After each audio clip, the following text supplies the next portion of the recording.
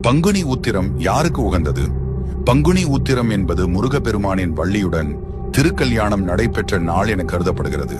சுவாமிமலை, திருத்தணி, பழனி, பழமுதிர் சோலை, திருச்செந்தூர், திருப்பரங்குன்றம் ஆகிய 6 படை வீடுகளில் இது சிறப்பாக கொண்டாடப்படுகிறது. திருமணத்தில் தடை இருப்பவர்கள் இந்த நாளில் முருகனை வழிபட்டால் விரைவில் திருமண யோகம் கிட்டும் என்று நம்பிக்கை.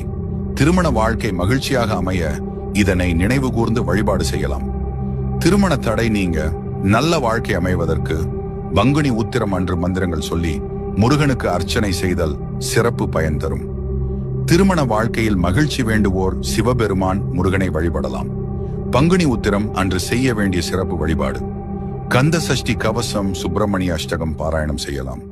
பால், சந்தனம், பன்னீர் அபிஷேகம் செய்து சிவன் முருகன் ஆலயத்தில் தீபம் ஏற்றி வழிபடலாம். திருமணத்திற்கான தோஷம் நீங்க சிறப்பு பூஜை செய்யலாம். பங்குனி உத்திரம் அன்று கோவில் திருமண விழாக்களில் பங்கேற்கலாம்.